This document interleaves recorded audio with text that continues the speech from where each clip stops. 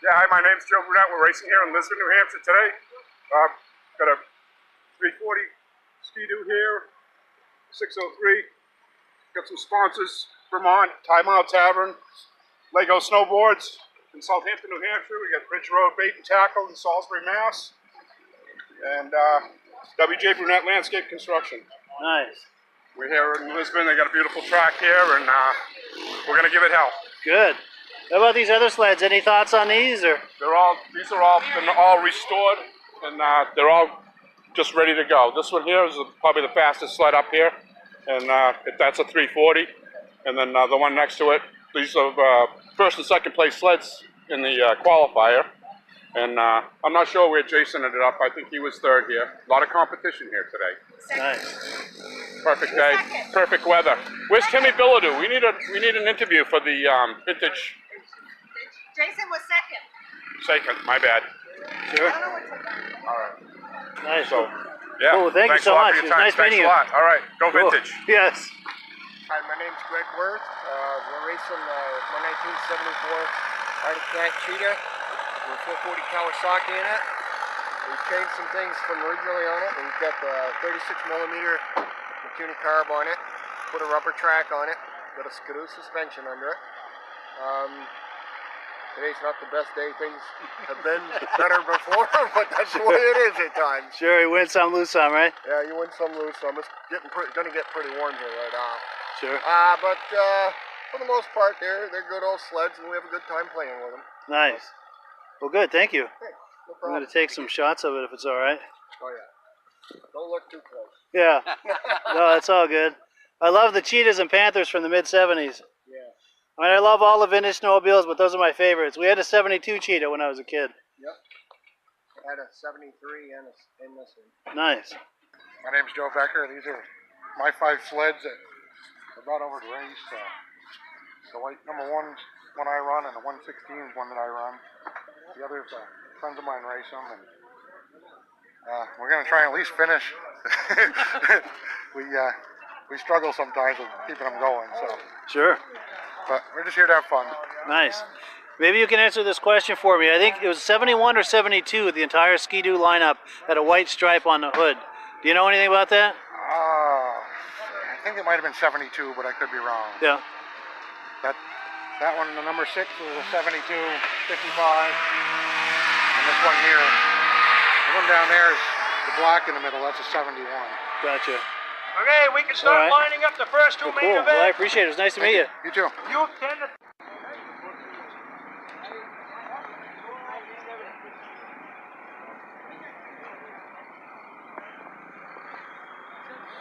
Okay, if I get footage of the sleds?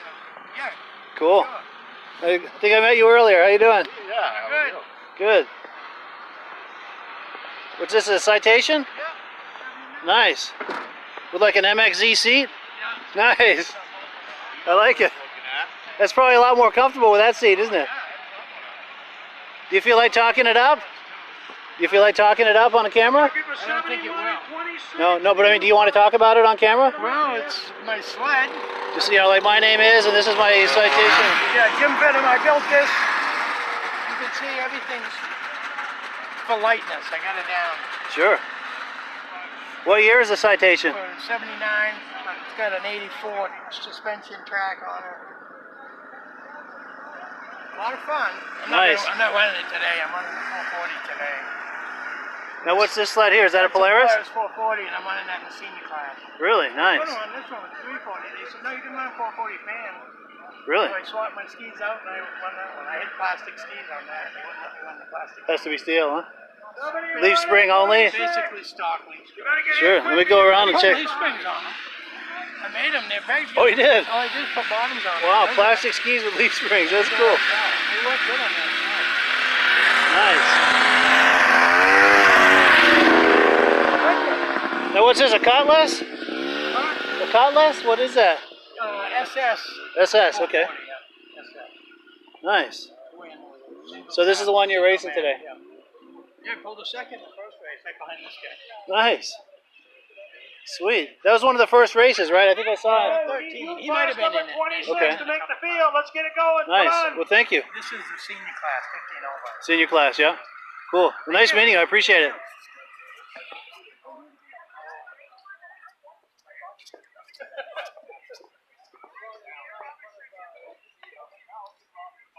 Is this yours? No. Cool. Nice slides. Thank you. How's it going? I'm Jared Ainsworth, racing my Arctic Cat Panther 340 here today. It's my dad's Arctic Cat Panther 440, same thing. I'm running 3 classes. I'm running 340 free air, 340 fan cooled, and I'm also racing the 340 in the 440 class.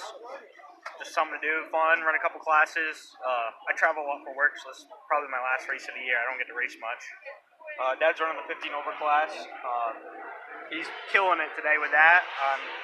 Struggling a little bit on the straightaways. The deep snow's bogging it down pretty hard, but I think I'll ride a little harder and make a few adjustments. Features will be pretty good. Probably going to end up with a couple podiums. See what happens. Should be a good time. Good for you. Thank you. Well, thank you. Nice.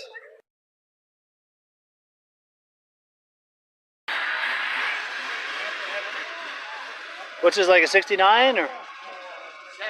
70, yeah. Nice. That's a nice shape, isn't it? It's a nice example. Yep.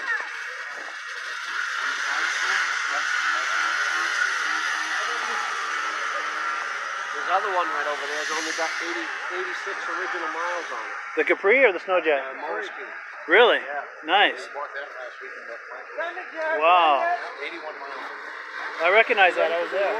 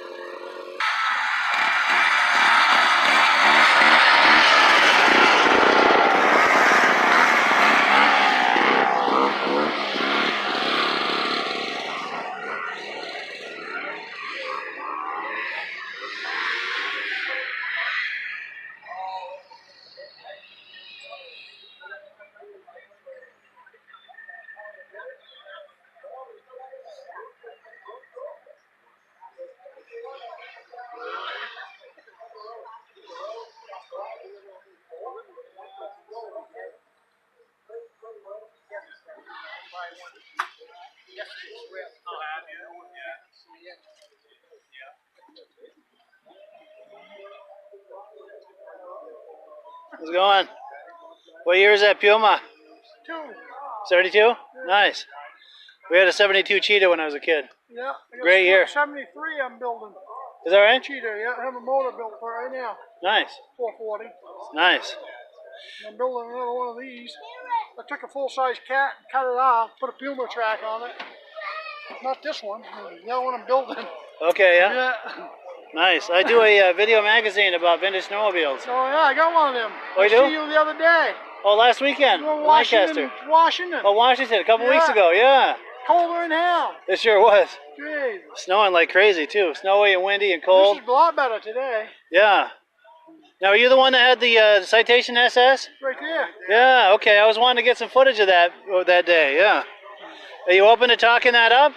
I ain't gonna talk it up. No. No? Okay. That's all right. Talk it down, maybe. Talk it down. All right, if I get some footage of The it? other one's better. No, you take Is that like a pictures of it. 69 or something? 69 bubble Black dot, yeah. Nice. Now, is this an 81 or an 80? 80. Yeah.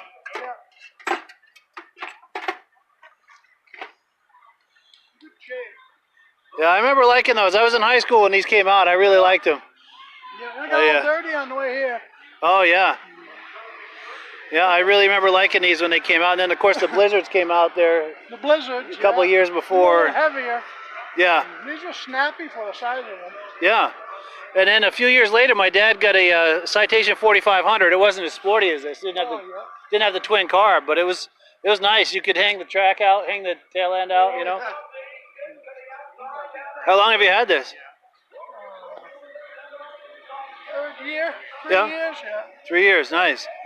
Have you restored it at all, or is that original? Or? Oh, original except the jack shaft, chain case. When we got it, chain case was broke out of it. I had to take the motor off, changed all the chain case, jack shaft, Wow. cleaned it all up. Got hours in it, yeah. I'll bet, yeah. Now are you racing that today, or just showing that? Or? We ain't racing it, no. Just showing it? One always put a long track on it, but we never did. Oh, like a 4500 track? Yeah, longer. Yeah. Yeah, that would be cool. Yeah. And then this is a 69 here.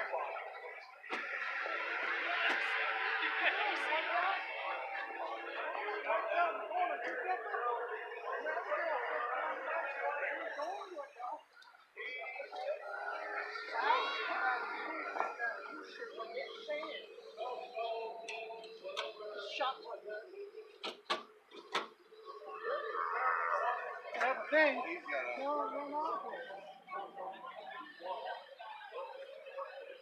Take the air jet out and then put more.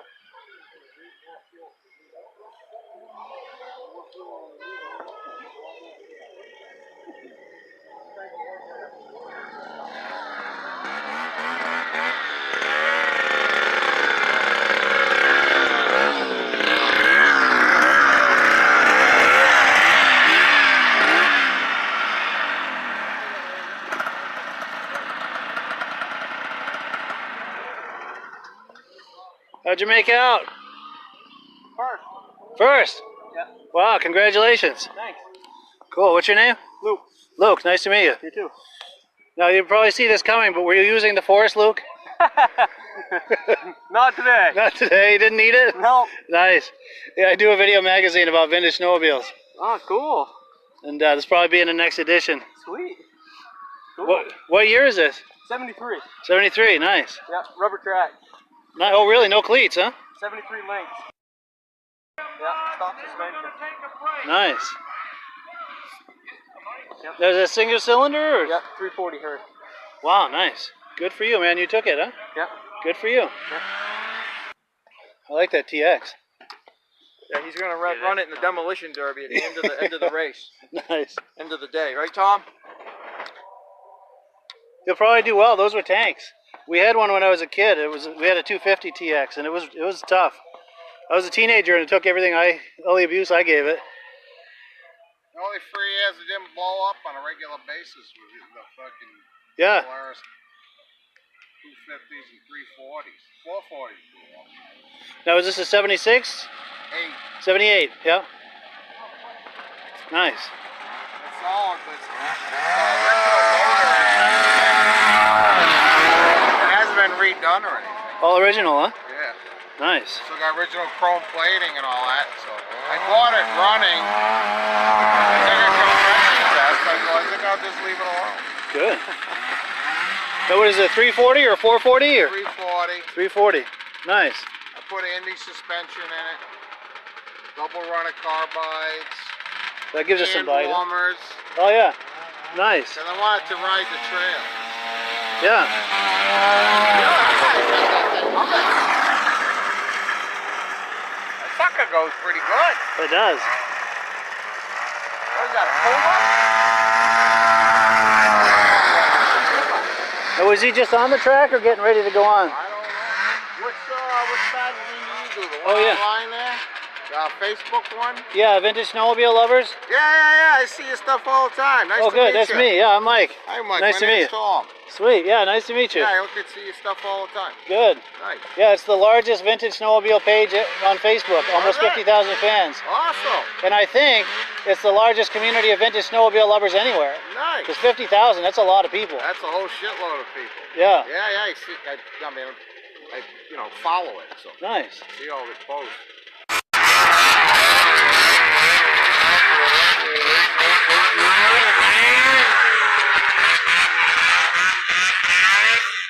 Well, yeah, you gotta get down.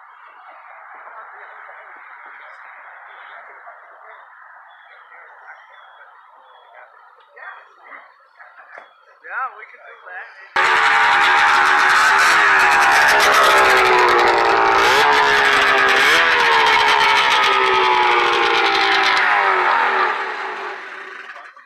My name is Francis Grona. I own the Spa Restaurant in West Stewartstown, New Hampshire. These are my daughters, Sophie and Sienna. They both race in the vintage races for for Lisbon today. Sophie runs an Alouette 340 Super Group. She took a third place today. And my other daughter, Sienna Grondin, she runs a 120 mod. She got it first place today. Nice. Yeah, You want to yeah. come a little closer? We can get a look at that trophy.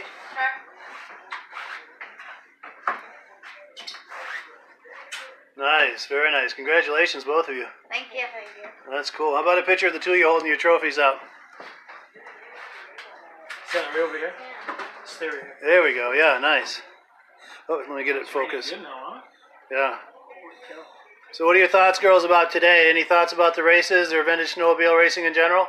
Very good. The track was nice. Yeah. Good. And you guys like vintage snowmobiling? Yeah. You're going to keep this sport alive? Yep. Yeah. Good, good. We're counting on you. Cool. Well, thanks, guys. Thank you. So this is my green broken ski. I broke in my heat class, but I still came in first. Wow. So even with a broken ski? Yep. Holy cow. Replaced it. Yeah, my dad, he fixed it. Okay. Sweet. So to make sure I understand, it was another run after the ski was replaced that you won. Yes. Okay. So once that broke, you were pretty much done in that race. Yeah. Okay. Wow. Now, how did that feel when that came off? Was that pretty I hard? didn't really feel it, but She was crying. But I mean, did the sled get all weird on you, or? Knocked the wind right out of her. She hit the bail. yeah. Oh wow! So it turned you into the bail. Yeah. Holy cow! Yeah, she went flying. But you still came home with the gold. Yeah, I swallowed snow pretty hard. Holy cow! But you came home with the gold, right? Yep. Good. That's all that matters. Well, cool. Thank you. Thank you. Hello, everyone. This is Mike with the Vintage Snowmobile Podcast. Today, we're going to spend some time with one of the great snowmobile racers of the 70s, who later went on to do some NASCAR racing. I'm talking about the great Tim Bender. Now, since racing is not my strong suit, I've asked my friend Paul Belfay to join us. Paul is the perfect person to join us because he is a collector and enthusiast of Yamaha racing snowmobiles of the 70s. So, let's listen in on the conversation between Tim and Paul. Thank you, Tim, for some time today with us to talk to you about your involvement in snowmobile racing. Sure. Obviously, you are Glad to be here. well known in the snowmobile racing family and as a Hall of Fame of snowcross and ice oval snowmobile racing. But Paul, I'd like to ask you, where did the number 19 come from? Dad was a car racer in Western New York, Buffalo, New York, and he was number 19, and it came from there. My brother had number 19, and I so it came from my dad. Oh, that's cool. I wondered where that number. I always wondered where numbers come from for people that put them on the car. That's cool. Yeah, At your age, actually, no. When I you was, started racing. I was started when I was 16. But, oh, great. I'm a third racer. My son being the fourth generation, but I actually used to build race cars. He was an engineer of sorts, and then I do race car driver, and I was racing too. Nice. Yeah. Well, now I'd like to ask you about your racing sleds of the 70s through the 90s. What sled gave you advantage to put you on the podium? The TSS and Yamaha front suspension worked beautiful because it had naturally didn't roll as much as regular independent front end would roll, and natural that was working over and oval racing. We added a sway bar to it, and that was the first Yamahas in 1974 was my first year, and I had SR 292 single, and I don't think I made a fine year, but I had most fun I've ever had that year probably. I also did the least amount of work on it, but it grew into racing the TSS sleds, and then later on the suspension. Oh, great. Now, talking about your winning sleds, the VMAX, obviously with the SRX you raced a little bit with, the Exciter, and then obviously the VMAX 4 that in the oval racing. Yes. Also I raced early on, 1984, I think we raced there, in Formula 56 class. It'd be stock, but you could do anything you wanted with the chassis. It was an open chassis. So we had a modified phaser. Actually, before that, we had SR5, 82, 83, raced an SR5, and then started building sleds for Yamaha, too. We built a Yamaha, the wide, at the time to build 50 sleds would be legal for this class. And Yamaha built 50 wide front-end chassis for the SR5, and we built Bender Racing built the sway bars for it, and it would be legal for the stock, and we built 50 of them. And then that was the introduction to stuff for Yamaha, and the next year we built the Yamaha Phaser SX. It was an 80. We built 50 of them. The only problem was that they did so well that the minimum build would be 250. So that kind of put me on it. I couldn't build 250 of them in my shop. So it was a bummer for us for sure. But Phaser SX won a lot of races. Yes, it did. In that sled. That was a great sled. But let's back up, Tim. In 82, Yamaha came out with the SRX 500, and you raced one, I think, in Minnesota. What did you think of that snowmobile? I thought it was a great sled. I actually did a lot of testing for Yamaha out in Montana in high altitude. I used to put on 150 miles a day, just pound 82 SRX 500. And we got one, and I raced it at the Pontiac Silver Dome. We won wherever we went, but it was a little finickier. Yeah, is that a word? Finicky than an 81 SRX, which was plenty finicky. And Yamaha had so much trouble with the 81 SRX, they bought them back from the dealers and destroyed them. And SRX 500 they built, man, they ended up never sure. They actually cut the struts out the SRX 500 sleds for me to use on to build this. But it was a sled. It just was a little bit finicky. Now that sled you raced at Pontiac, did you widen the front end on it?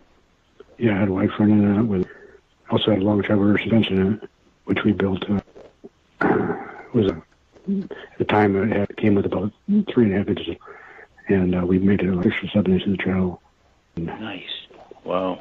So how much horsepower do you think that, like 100? I don't know dyno at that time, but probably 100 or so, maybe, just.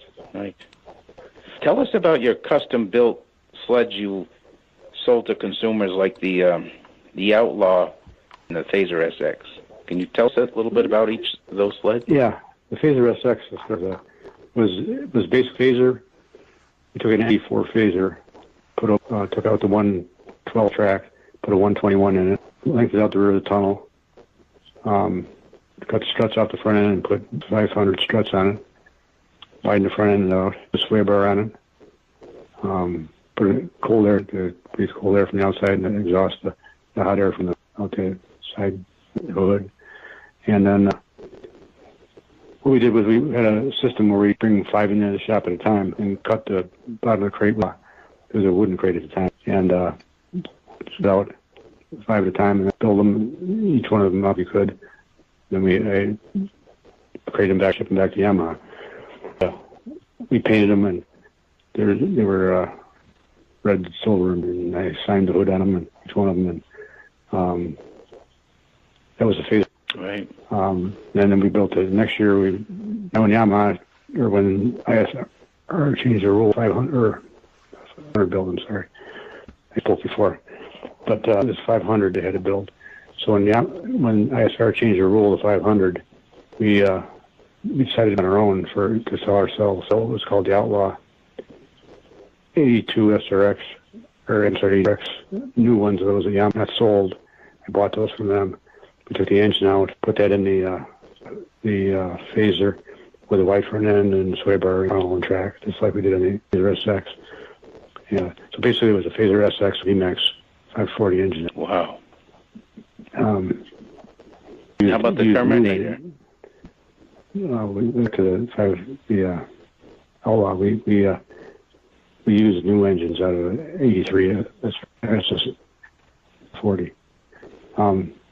Terminator was a exciter-based sled, and then sway bar, and then twin and different carburetor, bigger carburetor, and then the last one we built was an Avalanche. We built 20 Avalanches, I think.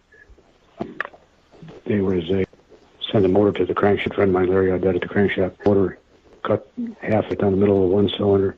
Took another engine and cut down the middle of it, welded them together, made a three. And then he built what we called a bucket in the side. The clutch didn't hit the side panel. We had to extend the side panel out, and 4cc. And that thing was a rocket. I built one of those for 25 of them. My dad bought one, and he decided it was too fast for him. He gave it back to me. Yeah, some of those sleds around today still running. A few guys, John Bertolino was one of the ones that took of my old stuff, EMAX 4s and Phaser SXs and Outlaws and such. So.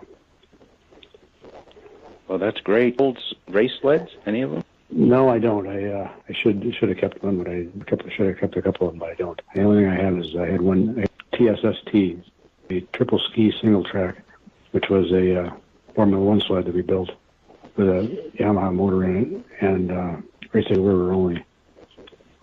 I had showed to Gordy Metz from Yamaha, funded the building of it, and one race was all I was contracted to do. So we raced it. That was it. But it was that was a neat sled. I had that one until 10 years ago, and then. Did it do at Eagle River? It was great around the corner.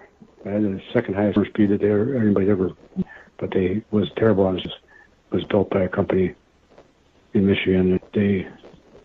I built the chassis. They built it for some twin tracks. They put Yamaha motors in them too, and none of them ran very good. So it was kind of a bit of a. That's too bad. Size motor was that? It was a 500 VMAX 500. Oh, okay. It was a 500. It was made to run at about 79. We were turning them at 10,000, and it was shook the thing apart. We went through a couple engines, and but it was sure went around the corner good. But yeah, I've seen the brochure. Yeah, I sat on the track, and there was a ski off to the right hand side of me, and then with a suspension on it, and then we had and I was way offset, and it didn't come out of the hole the greatest, but it sure cornered good. Wow, that's great. Oh, Tim, tell us a little bit about your secret and advantage over the other guys. I know you didn't have a lot of horsepower over the years with your motors, but you had an advantage doing to your sleds to make them perform. A lot of hard work and driving the hell out of it. I had a rule of thumb that everybody else let off, and then I wouldn't let off way after they let off. And the cord was so with the Yamaha, and my riding style matched well with the Yamaha. We had in the bottom, we built all the way up to holes that hold the ski, and then machine them at different angles so we could adjust the camber. And we designed it. It worked very well on the Yamaha too. It was around the corner so good. I see. How about that little leather limiter strap? Yeah, that was a Kickstarter, we called it. A lever that, with it unloaded, or let's call it open, it was up in the air. And when you got out of the hole, the front limiter strap would be longer, and he would let you. Then before I got to the corner, I'd stomp it down and lock it all the way down. Limiter strap up, and so I could run on the back of the track. So it could turn. That way I could run a lot more studs with that than you could without it. Wow, what you had there. Oh, and before I let you go, tell us about the VMAX 4 sled. I saw it perform, and you were almost lapping the field at Val. It was unbelievable. Yeah, we at Valcourt that year, having a heck of a time blowing tracks, and Mike Sack was my teammate in one of our sleds, and he blew a track, and when it came out of the sled, it clawed the rivets off the backside of the board. The steering bolted on the bulkhead. We didn't know it. Changed track, and he was racing, and steering broke on the bottom of the mount, broke off the chassis, and he lost control. It went into the corner. We were running 109 on us up there at Valcourt, and in the corner, and went one way, and he followed it into the hay bale and had it in a bad spot, and he was out for it. But that sub was so fast, it was actually, one thing that ever scared me was that thing. Wow, and everything you build, it seems ISR or USSA, they just stopped you the next year done. They didn't even let that race. That sled was banned, right? Yeah, Polaris got the Skidoo, decided they wanted to. Yamaha was a member of ISR, so the voting rights, and they ruled from 800. Actually, there's another one on the CC, and the 600 CC, which we took Yamaha VMAX 4 and cut off one cylinder out of it, and that's still around running today too. But we never raced it. That'd be production based. Oh wow! Yamaha wasn't interested in this. They penalized you every time, and I felt bad for you. Yeah, the handful of that sled would go, didn't it? That VMAX. Man. Yeah, and it was only 750 if we made it 800. We were approximately 170 horsepower with it. And if we would have went to 800, we would have been 200 horse. Wow! So it would have been fun. Unbelievable. Well, Tim, thank you for talking with you about the racing, and I'll turn this over to Mike. So, this is Mike again. I'd like to thank Tim and Paul for having this conversation. I was able to ask Tim a few more questions, but sadly the audio quality was not very good, so hopefully we can have another conversation with Tim at some point in the future. So that is it for now, but thanks again to Tim and Paul for having this conversation, and thank you also to everyone who has taken a few minutes to listen to this conversation. Lastly, don't forget to tune in to the Vintage Snowmobile podcast every Thursday evening on the Vintage Snowmobile Lovers Facebook page. Have a great day. Today on VintageSnowmobileLovers.com, we're in Lancaster, New Hampshire at Crane's Snowmobile Museum, and our good friends Midge Rosebrook and Paul Crane are just about to give us a tour of the museum. How you doing, guys? Good. Before we get started, Paul is the first person in the U.S. ever to ride a snowmobile. Do I understand that correctly? A Skidoo. A Skidoo, okay. Skidoo only. I Skidoo. wasn't the first to ride a snow machine. I was the first one to ride a Skidoo. Nice. American, and first American to ride a Skidoo. Nice. In Canada and here. Excellent. Not many people can lay claim to that. I don't believe so. That's amazing. Awesome.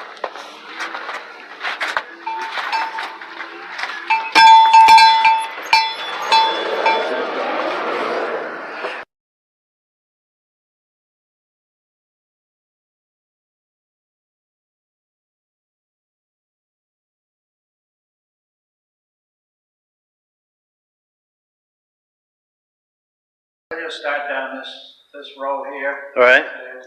Everybody can understand what just by looking at them, what they are. So we'll go down this row here first, and we'll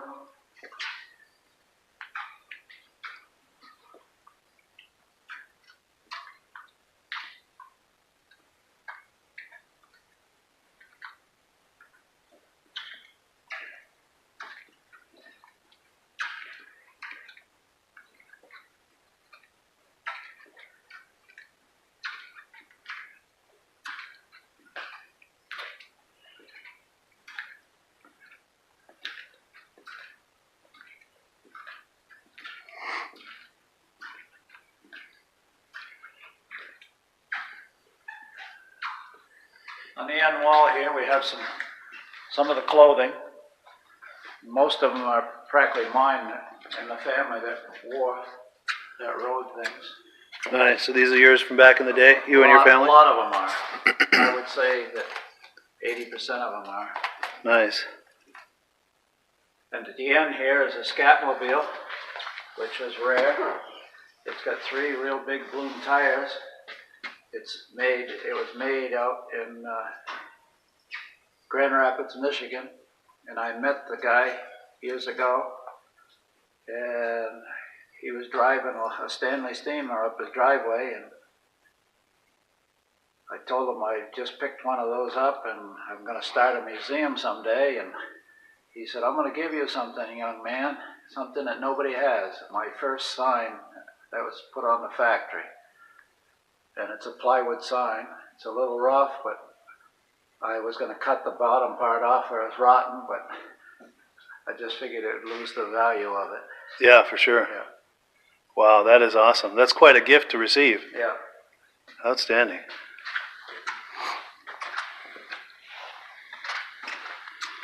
Cool. Then I got patches on the back wall. Oh, yes, yeah. Patches on the back wall. Yeah. And see if I can get in a little closer on those.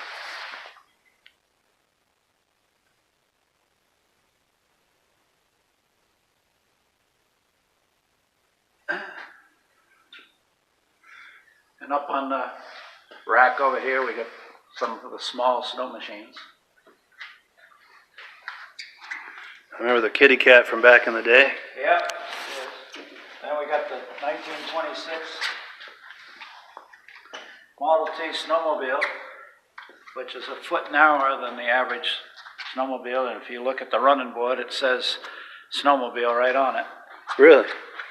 Which is rare. Right here on the step. Yeah. Wow. And what year was this, Paul? You said 1920 something? 1926 as the plate. Oh, yes, yeah. Wow. I usually give rides when the snow's deep. I haven't done it this year yet, but I will be. Nice. Then some more mini sleds up top. Sleds on the top. Then over in the corner here we have some more mini snows plus a couple old sleighs.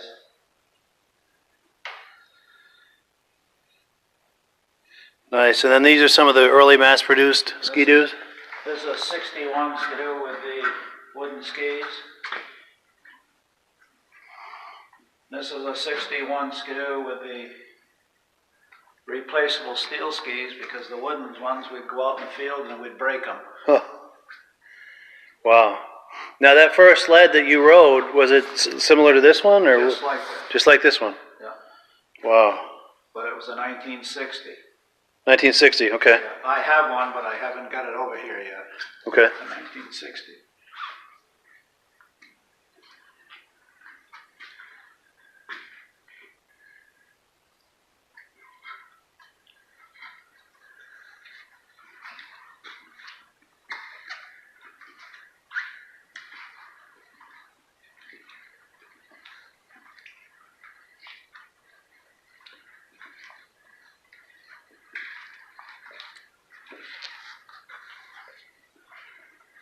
Skidoo Elite. I sold those, and they sold in 1995. Really? Yeah. Wow. That one has got 200 and something miles on it. Unreal. That's a nice shape. And I think they stopped making those in, what, 2005 or something? They started The Elite? 2004 and 5, I think they made a silver one. Yeah. A much more modern looking one. Yeah. Was that the last year, do you know? Yeah, It was, okay. I like that TNT. Bill Silver. Deluxe Nordic. Oh, yeah, yeah. Now I see a shift lever on that. Did that have reverse? Yes, reverse. Yeah. Nice. And did it have like a low gear for No, it's just the regular. just a reverse? Okay. But it's mint. It's only got 200 and something miles on it. Nice. A buddy of mine growing up had a silver bullet like that. Then we have the 64 tin cab motor ski, Wow. which they didn't make very many of them. Then a 65 motor ski.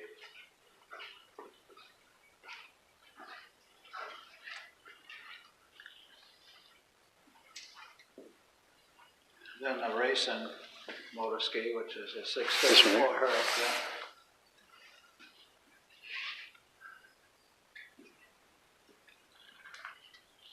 And then this here was a 500 racing sled that apparently, so I've been told, the factory had it, yeah. Motor ski factory had it.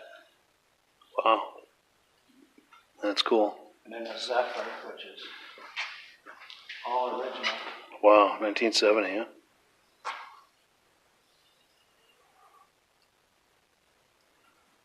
I remember these Nuvics back in the day. Yeah. My father's friend had one just like that. Then a pink motor ski that was made from a friend of mine for his daughter. Wow. That is cool. You don't see those every day. No. It's got some ski spreaders on there too. Yeah. Keep it stable. His daughter wanted it pink. Nice. And this here is a rare 340 motor ski Bullet.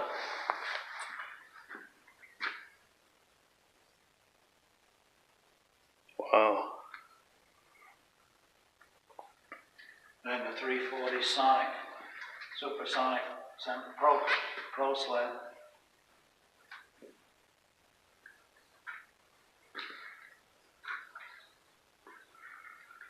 Then the Racing Northway.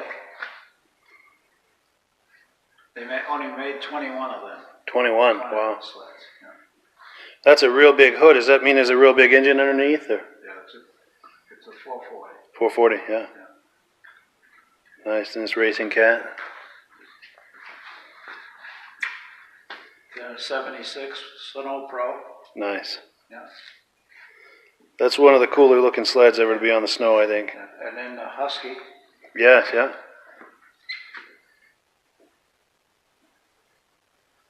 Of course, the RV, Ski-Doo RV that they raced in 75. Nice, those were awesome.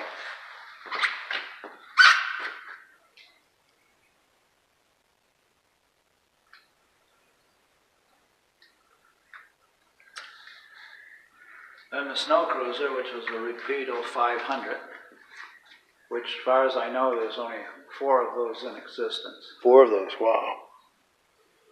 That's amazing. There's one in New Brunswick, I understand. I've seen that one. And I understand there's one up in Peterborough where they came from. And I don't know if the one's still in New Jersey or not, but there was one down there. Nice.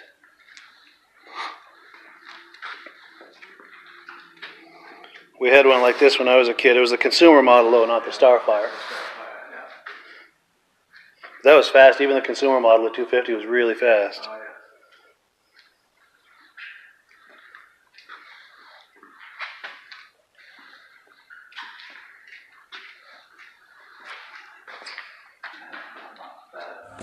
They're going to do the awards. They're going to award the trophies here in a few minutes. Then everyone's going to go on a trail ride.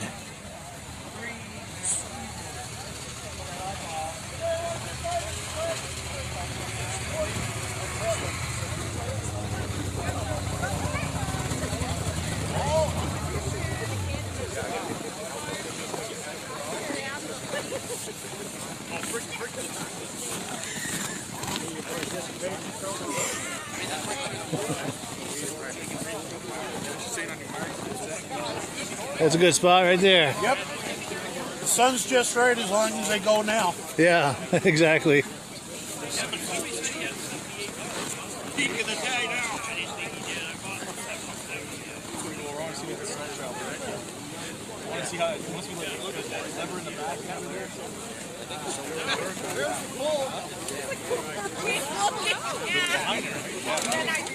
Well, that's just for the. Hey, how's it going? That's just for the directions. That's just change directions. So yeah, if you're just tuning in, we're waiting for the award ceremony. We're in Newport Center, Vermont, the Country Riders Snowmobile Club. has put on a vintage snowmobile show. He's home now. These are some of the sleds and the turnout. Considering how cold it is today and it's a first-time event, they've got an excellent turnout. In a few minutes here, or a few moments, I don't know when exactly, but they're going to be doing handing out the trophies. And then a lot of these folks are going to be going on a trail route on a 9-mile loop. And once she's finished handing out the trophies, I'm going to see if I can run out on that trail a little ways and get some drive-bys of all these cool vintage sleds. So yeah, we're just waiting for it to come around on the guitar. And if you know that song reference, put it in the comments. Here we go. Everybody, on behalf of Country Riders, coming out today. Cold start this morning, but it's a great turnout for kind of an experiment. First time doing this. We hope to make it an annual event. I'm not guaranteed nothing, but first award we have is for the oldest sled, and it happens to be the oldest rider. Reggie Field, Polaris Snow Traveler.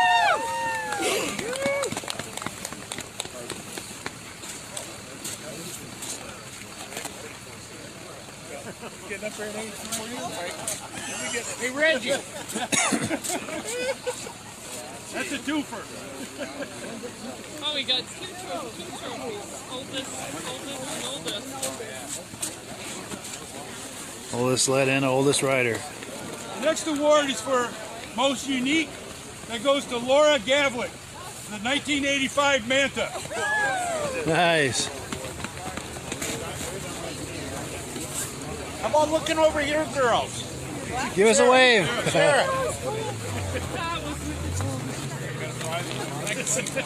Kodak moment right there.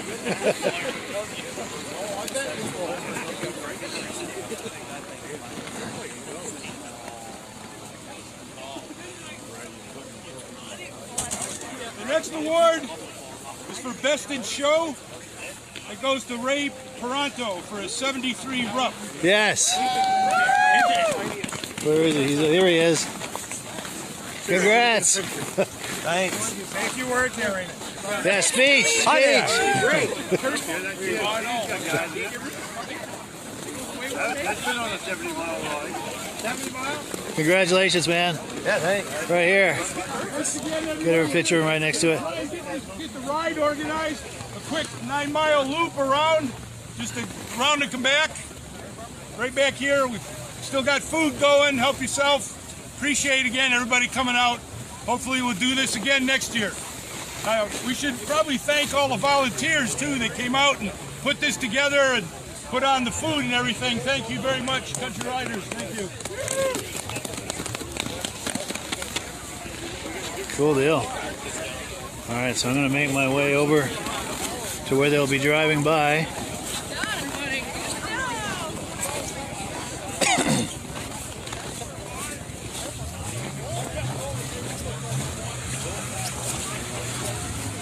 A lot of nice modern sleds here today too. Of course, we're right on the trail, so that actually works out pretty good. If people are going by, they can stop and wander over and check out the activities.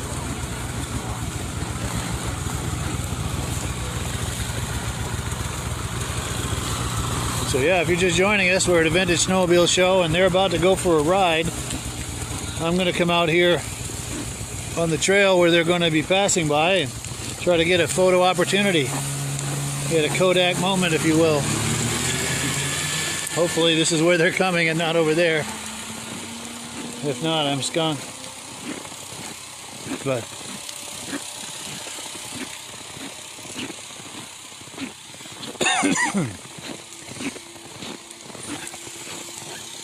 so I believe they're going to be coming through here. If not, I'm going to have to get over there real fast.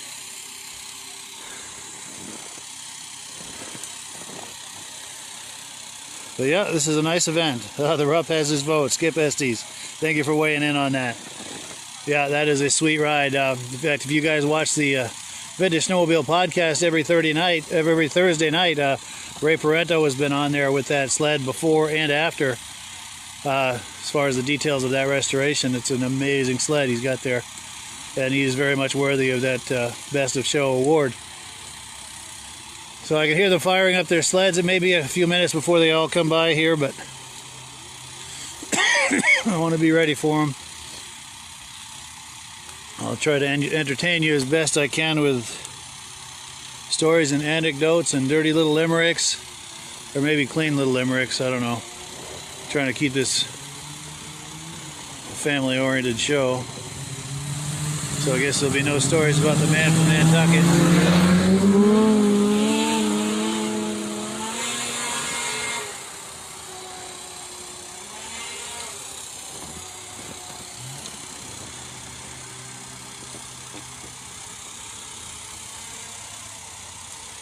So yeah, so thank you guys for waiting here with me. We're going to have a drive-by in a few minutes of a whole lot of vintage sleds. It's going to be worth the wait. And I thank you for hanging out with me on this. Yeah, and in case you're just joining us, we're at the Vintage Snowmobile Show here in Newport Center, Vermont, in the Northeast Kingdom of Vermont. The Country Riders Snowmobile Club is putting on this vintage show. And it's been a wonderful time, considering it's quite a few degrees below zero this morning. I think it's warmed up some since, but when I showed up here, the thermometer in my car was saying 20 below zero. Thankfully, it's sunny out and not windy, so I've not been cold. And by the looks of everybody moving around here, I don't think they're super cold either. As long as you're dressed for it, it's really not too bad. But this is their first time event, their first time doing this event. They weren't quite sure what to expect. And considering how cold it is, it was a good turnout. A lot of modern and vintage sleds, because of course modern sleds were right on the trail, so a lot of people are stopping by as they're trail riding to check out, see what all the fuss is about. And it turns out it's a really nice event. We were just looking at some nice sleds. They had the award ceremony. Yes, I want to plan for that next year. Jeff Carr, absolutely, especially if you're in the area. So if you're thinking about that, Jeff, anyone else who is thinking about attending this next year, just look for the Country Riders Snowmobile Club Facebook page. And friend that page, like that page, and just keep an eye on it as this time of year rolls around next year to see what kind of a date. And you can also message them and find out, any kind of details as far as, if they've planned it yet as far as a date or anything. Here's a drive-by right here.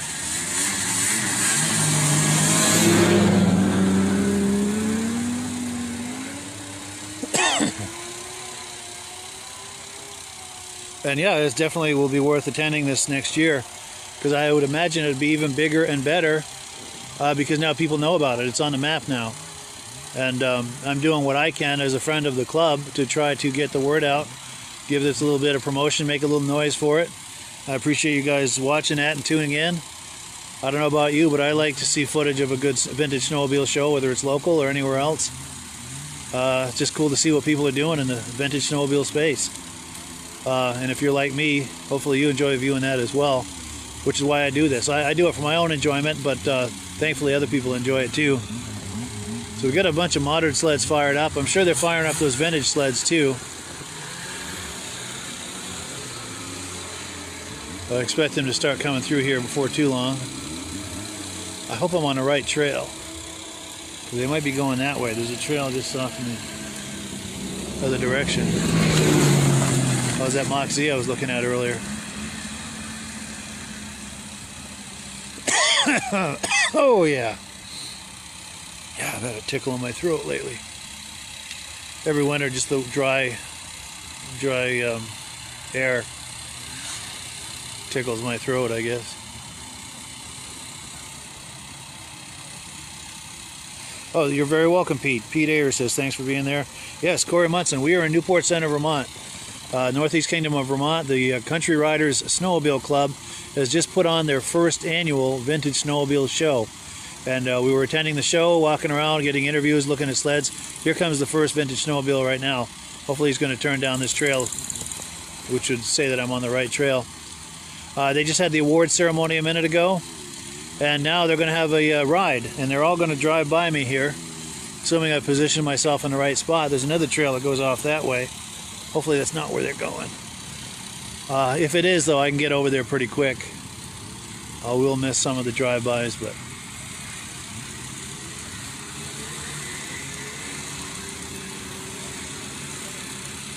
And I'm going to wave to them and see if I can get some waves back. Now this first sled, if it's the one I think it is a 64 Polaris Snow Traveler. He won the oldest sled in show and oldest exhibitor in the show. I think he's 83 years old and he still works full time. Real nice guy. I had a chance to interview him. Oh, Jared Ellis is watching from Idaho. Thank you so much, Jared, for joining in. We appreciate that. And I see sleds coming here, and I think they'll be riding by me here momentarily. I hope I'm in the right spot. If not, I can get over to the other side real quick.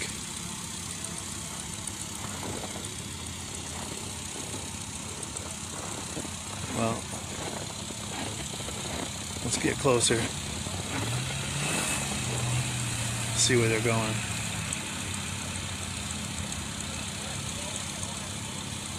Okay, so that's the organizer. She would have told me if I was in the wrong spot. I'm hoping. Minnesota. Corey Munson hoping would say Minnesota. I bet you guys have your share of events down there too, or over there. Alright. I want to find out if I'm in the right spot here.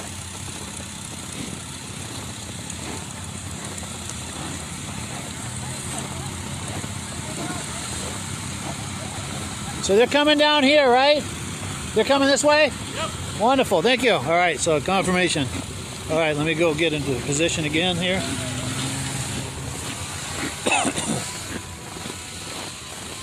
All right, I'm assuming the position. And we have confirmation they're going to be coming this way. Thank you guys for hanging here waiting with me.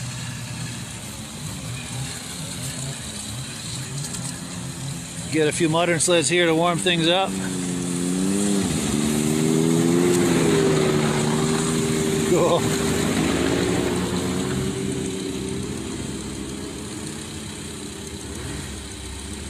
Jeff Packer from Central Minnesota. Well, thank you very much for the compliment.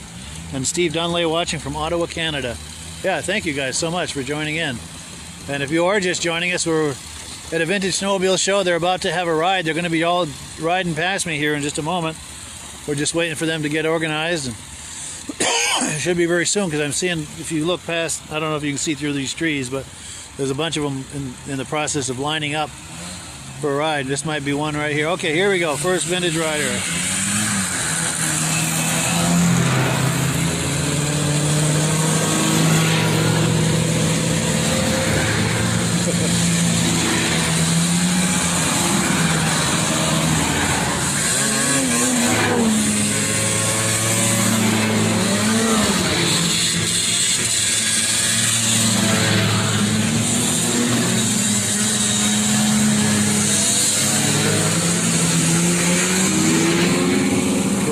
Oh, there's more coming. Here's that 1964.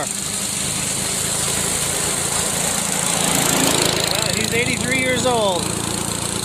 That's the oldest sled of the show and the oldest exhibitor. He won 2 trophies.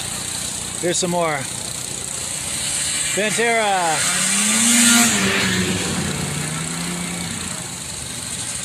Another Pantera. Mrs. Pantera.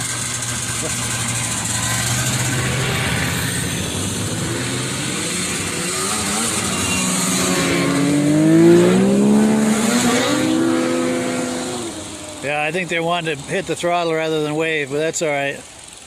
I was waving at all of them. I know how it is with the throttle, and I'm sure you do too if you're watching this. Greg Prue watching from Woodbury, Minnesota. Thanks us for the video. You're very welcome, and thank you for joining us. I don't know if that's all the vintage riders. It might be. All the ones that are going anyway. See, some of them have multiple sleds here, and of course you can only ride one sled. Yeah, that might be it. So I'm going to go walk around and look at some sleds and get what footage I can here. And eventually I'll wrap it up, but I want to try to milk this live podcast for all I can.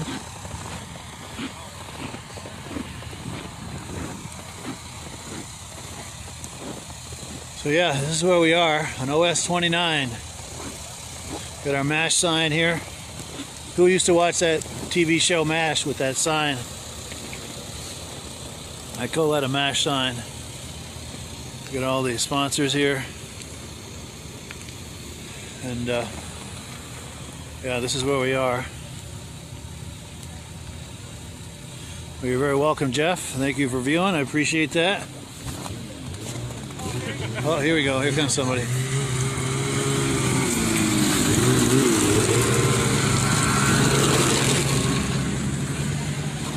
All right, so let's go back and look at the sleds that are left behind. Now, the sleds that are left behind, they're free for the taking, they're saying. I may have that wrong, though. Hey, here she is, the organizer of the event. How's it going? All right, so these are the ones that are left. We'll get some modern sleds taken off. Yeah, let's take a look here at the sleds that are behind. Get some modern sleds on their way. So yeah, let's do a little walk by here. So this is Best in Show right here. 1973 Rupp Magnum 440. Belongs to Ray Paranto. Get some. That is a sweet sled. He restored that himself. You probably saw the video I did with him about that on the podcast a little while back. That sled has come a long way. Oh, he dropped his sign here. I was trying to pick it up, but I can't reach it. Check this out.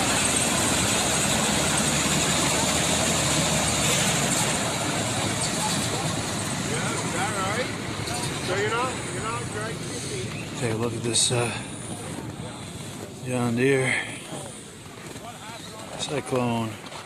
I never did catch up with the owner of that, but it's all right.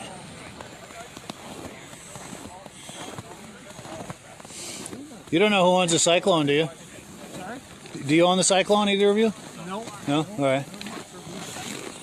That's a sweet ride, huh? It is, isn't it? Yeah. A little Polaris action over here. Now that TX in the back, that 440, we had a 250 version of that when I was a kid. That's what I was riding when I was a teenager.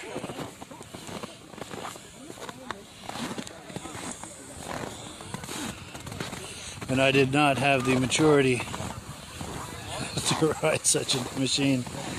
Surprised, it's a miracle I'm still alive after using that, but sure had some fun with it. Hey, Michael Carvela. How you doing? And Alden Banks, viewers of the podcast. I remember Michael Carvela came on the podcast not too long ago. Get some Elans over here.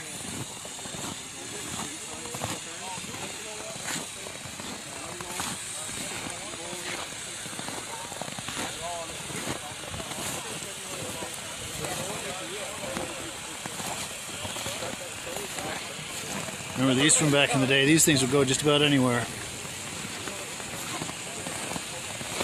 Yeah, and this one too. Cool deal. All right.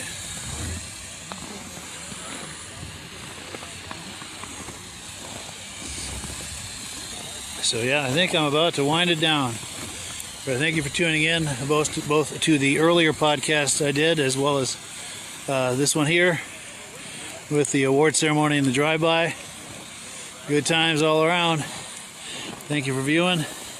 Oh, Skip Esty says watching from southern Massachusetts. Wishes he was here.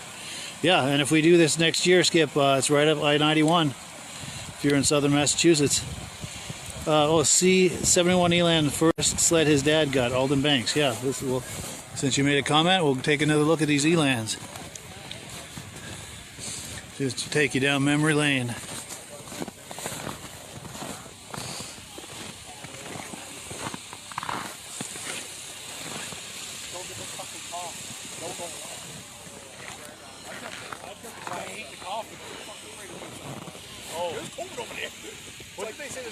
So there you go, Alden Banks. Back in the day when you used to cost to cover a part, now you fight to cover it off. If you can hear the commentary back there, that's pretty funny. Yeah, I'm not going to repeat it, but that was pretty funny. All right, so I'm really going to close it out this time. Thank you everyone for viewing. Appreciate it. Hope you're having a good day, good winter. Hope you're able to get some snow time on your snowmobile, whether it's trail riding, yard riding, or whatever is available to you. Hope you can do it, and do catch up with us Thursday night, 9 p.m. Eastern Time, right here, right at this spot, for the Vintage Snowmobile Podcast. Thanks, guys. Have a wonderful day. We'll catch you on the other side. Hello, everyone. This is Rob and Mike. How you doing today, Rob? I'm doing good. Mike, yourself? Very well. Thank you so much for coming on. I appreciate it. Now, today, we're going to be talking about AMSOIL. And in a few moments, we're going to show you how you can get the deepest discounts, free shipping, and free gifts when you order your AMSOIL products through us. But first, I'm going to ask Rob to give you a quick description of what AMSOIL is and why you should consider using AMSOIL products in your motorized vehicles. Thanks, Mike. AMSOIL is 100% synthetic oil. Everybody uses AMSOIL for a different reason. Some people like the benefits that AMSOIL is warranted for 25,000 miles or 1 year.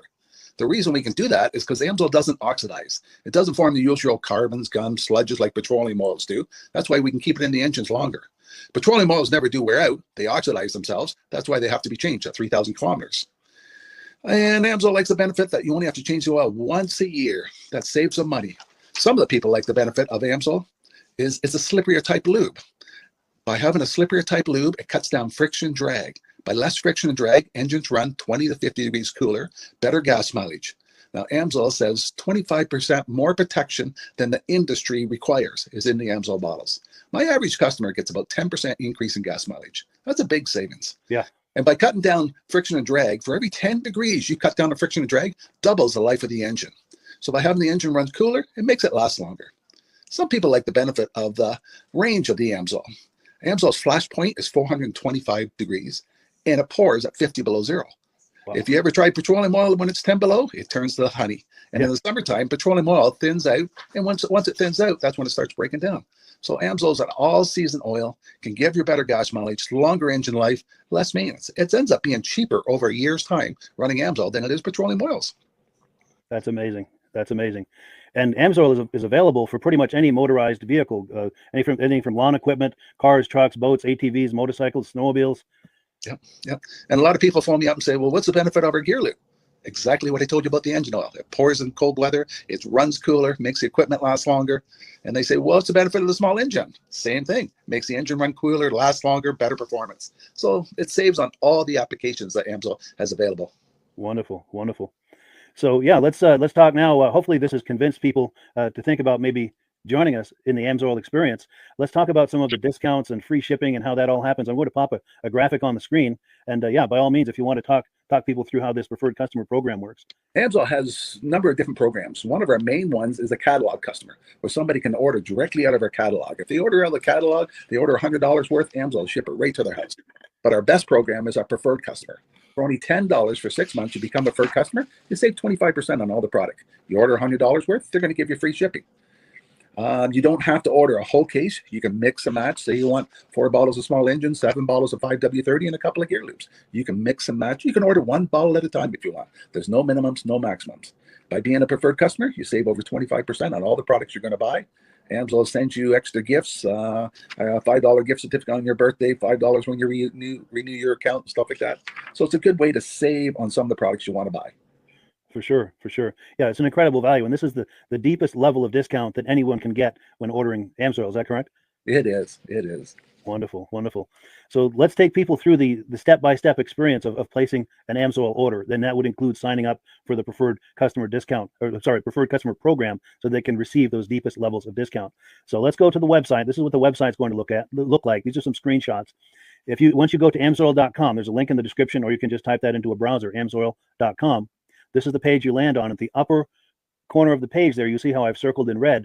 That is the link to click, the Join Now link. That will take you to the Preferred Customer Program page, where you can take advantage of all of these discounts and free shipping and everything that we've just been talking about. This is what that page looks like. In the lower right, you're going to click Join Now. This will pop up. You select the duration you'd like, whether it's 6 months or 12 months, and click Add to Cart. Now, once this pop-up goes away, you'll be back on the main page. And the upper left, you'll see where I've got that red arrow. It says Shop. Now you can start shopping for products, and on your very first order, you're going to get these discounts and the free shipping as long as it's over $100. You'll get all of these benefits right away. So once you click Shop, it's going to take you to the product page. There's different types of oils, lubricants, so on and so forth. For the benefit of this exercise we're doing now, I'm just going to click motor oil. It shows different types of motor oil. Let's click gasoline. Now this takes us to an item. It's their synthetic motor oil. and you can see the item there, and there's choices for different viscosities. But take a look at the price. Let's take a closer look. Let's zoom in. But if you've joined the preferred customer program first, you're going to automatically get the deepest levels of discount. That's what we're looking at here. You're saving $3.80 on that quart of oil. Instead of paying $16.29, you're now paying $12.49 for that quart of oil. That is the deepest level of discount you can possibly get. And then you just add the quantity that you'd like. You select any other items that you're thinking about, add them to the cart. And once you click add to cart for the final time, you're going to see this come up at the top of the screen. It's going to show your items and your the total that you're at so far. Pardon me. And then you just click view cart in the upper right, and that'll take you to your cart. Take a close look here at the upper right. That blue box shows that you're getting free shipping. You're eligible for free shipping on this order because it's over $100. That little yellow box shows that you've got the preferred customer membership on your order that gives you the deepest levels of discounts for the next 6 to 12 months. And then below that, you've got the items that have been selected. For the exercise here, I selected 9 quarts of the signature series, but that brings us up over $100 for the free shipping. We're saving $34.20. And if you're ready to finish, you click checkout now, and that takes you to this screen here. If you haven't signed up with an AMSOIL account at this point, just click in the lower right to create an account, create a new account. It's going to ask you for some basic information, name, and those types of things. Now let's take a closer look. You'll see this gray shaded box. This is a very important box. This is going to ask you if someone has referred you to AMSOIL. And if so, please enter my name. My name is Mike LaPierre. It's spelled right there on the screen for the correct spelling. And also the referral number, 304-555-94. That's how you make sure that Rob and I get credit for this. Now, in the interest of full disclosure, I have signed up for AMSOIL under Rob. So when you order using this referral number, Rob and I both benefit. So if you enjoy these podcasts that we're doing, this is a wonderful way to support the podcast, because when you order using this referral number, Rob and I both benefit. And the commissions I make go directly toward offsetting the cost of doing these podcasts. So I thank you in advance for that, for using my referral number. I very much appreciate it. And once you've done that, you just go into the next screen to enter your payment information, and you're done. Now, once you've placed your order that's over $100, and that order includes your AMSOIL preferred customer program, you are now eligible to get a free DVD from myself. Now, this is going to be either a muscle car DVD or a vintage snowmobile DVD. Use the email address on the screen, wkspodcasts@gmail.com. Send me an email. Let me know which DVD you would like me to send you, the muscle car or the vintage snowmobile DVD, and I'll get that right out to you. As you're typing in that email, in the subject line, be sure and type in capital letters free DVD requests, so it stands out as I'm checking my email, and we'll get that right out to you. So I guess the last thing, Rob, that we wanted to talk about is if someone is considering AMSOIL as a business opportunity. Yes. If anybody has a retail or a commercial account and they would like to buy directly from AMSOIL, just send Mike a line. He'll show you how to set up, and you can buy directly from AMSOIL. But if you are interested in starting your own part-time business, a part-time business that can grow into a full-time income, Mike and I will show you the AMSOIL marketing plan. AMSOIL has a large selection of products that cover almost every application. So it doesn't matter if you're into snowmobile, boating, or ATVing, or hot rods. We have an oil for every application. It's a fun type business. I really enjoy doing. Where else can I go and have fun and make money doing it? And Mike and I are here to help you all the way along. If you need any help on how to promote or to find new accounts, we're here to help you. For sure. So when you sign up under that number, this 304-555-94, you're getting Rob and I as a team. Now, Rob has been doing AMSOIL for 40 years. Can you believe that? 40 years. So he knows every aspect of this business, and he knows all of the ins and outs of the products. So he'll be able to help you with any kind of product questions or any kind of questions to show you the different business models that you can do with AMSOIL. And then the other thing that you get when you sign up under me is I've got a strong background in social media. So if you need some coaching on how to generate AMSOIL leads using Facebook and YouTube, I'm happy to coach you with that when you sign up under Rob and I. You get both of us as a team to help you, to coach you, to support you, whatever you need to get you off and running with this business and having fun with it. Like Rob said, it's an enormous amount of fun. If you're like Rob and I and you enjoy going to any kind of boat shows, car shows, motorcycle shows, snowmobile shows, anything with a motor, you like going to those shows, those events, those races, this is a great way to turn that into a income opportunity for you. Yes. And just by wearing my AMSOIL hat at one of these events, people come up and ask me about AMSOIL. People don't know where to buy it, and I'm there to help them, show them where they can buy the product. Perfect. Well, cool. Well, this is great. Any final thoughts, Rob, before we wrap it up? AMSOIL's a fun business. AMSOIL's been around since 1968. It was the first synthetic oil to be AI approved. Wow. Yeah. That's amazing. And that's very early in the game too, isn't it? Yes. For sure. Well, good. Well, thank you so much, everyone, for viewing. Hopefully, we've gotten you excited as we are about the AMSOIL products. We'd love it if you could join us either as someone who uses the AMSOIL products or to join the AMSOIL team as a business opportunity. And we thank you so much for viewing. Have a great day. You have a good day.